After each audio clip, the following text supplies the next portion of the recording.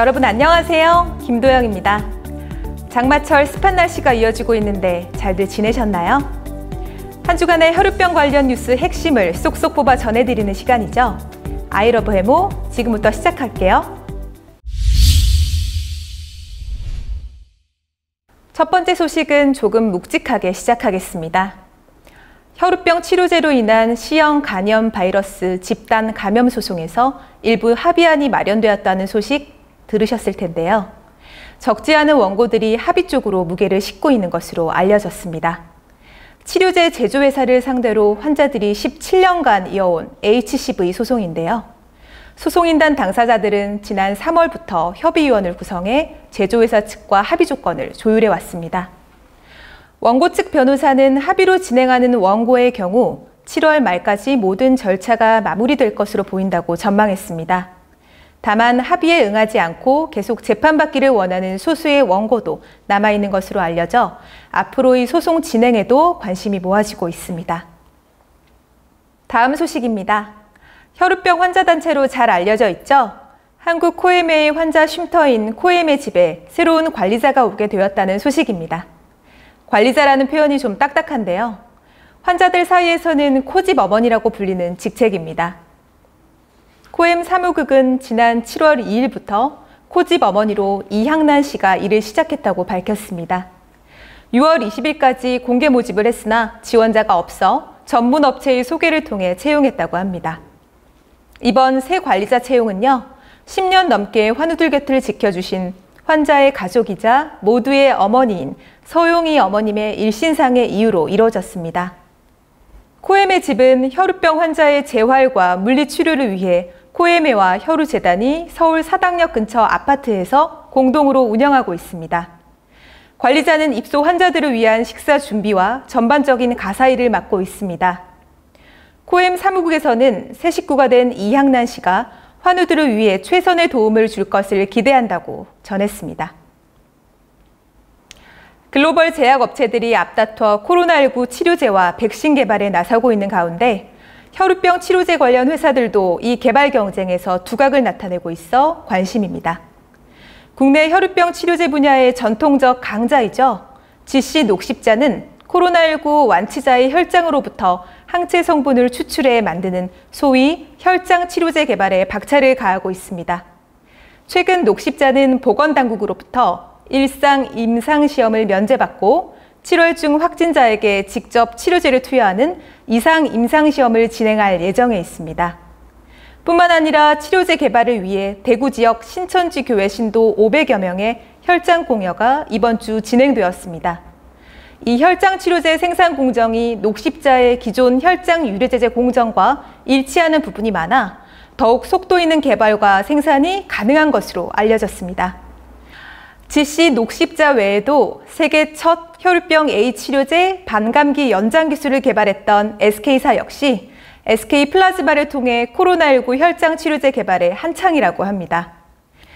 SK는 CSL 베린 코리아와 함께 롱액팅 혈우병 치료제를 국내에 런칭할 것이 조심스럽게 점쳐지고 있기도 한 회사입니다.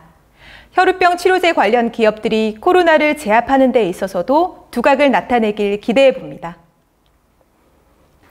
세계 혈전지혈 분야의 연구 성과가 공유되는 국제 혈전지혈학회 총회가 12일 온라인 학술대회로 개막되었습니다. 이곳에 한국 혈우병 A 환자의 치료 만족도에 대한 연구 초록이 발표되었습니다. 한국혈우재단 유기영 원장과 황태주 이사장, 강동 경희대병원 박영실 교수 등 총 9명이 공동 저자로 참여한 연구인데요. 한국 혈우병 A 환자와 가족의 치료 만족도 및 선호도라는 제목으로 발표된 이번 초록은 2018년부터 19년까지의 치료 방식과 치료제 유형에 따른 혈우병 A 환자 505명의 만족도와 선호도를 평가한 자료입니다. 연구 결과에 따르면 참여자들은 자신의 현재 치료에 대해 100점 만점 중 효과성 측면에서 64.6점, 부작용 측면에서 97.9점, 편의성 측면에서 57.1점, 만족도 측면에서 66.8점을 준 것으로 나타났습니다. 치료제 선호도에 있어서는 월 2회 이하 투여와 올인원 시린지가 강력히 선호되는 반면 주 2회 이상 투여해야 되는 제재에 대해서는 대부분 부정적인 반응을 보이는 것을 알 수 있었습니다. 연구자들은 한국의 혈우병 A 환자들이 치료에 충분히 만족하지 못하고 있으며 특히 올인원 시린지처럼 편리한 주사 키트가 선호되면서도 실제로는 6.3%의 환자만이 올인원 키트를 사용하고 있어 편의성 측면에서 가장 낮은 점수를 기록한 것으로 평가했습니다.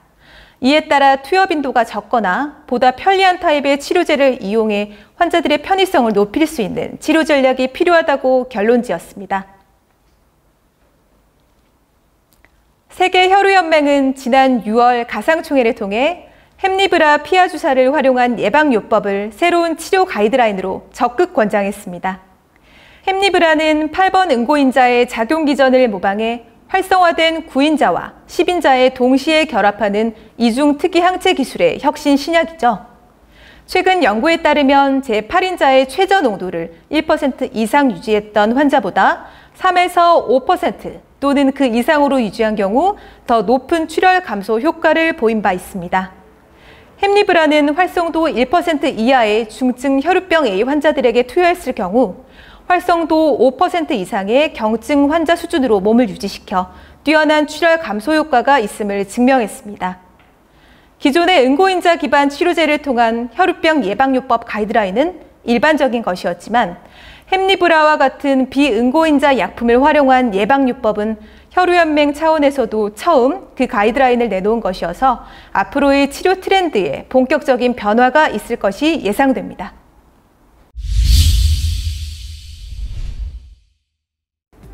VACATION 휴가라는 단어죠. 듣기만 해도 설레던 말이었는데 올해는 굉장히 멀게 또는 사치스럽게 느껴지기도 하는 게 사실입니다. 본격적인 여름으로 접어드는 요즘 한탄만 하지 마시고 가족들과 함께 안전하고 소박한 휴가 계획을 세워보시는 건 어떨까요? 해모필리아 TV 아이러브 해모는 건강한 모습으로 다음 시간에 다시 찾아오겠습니다.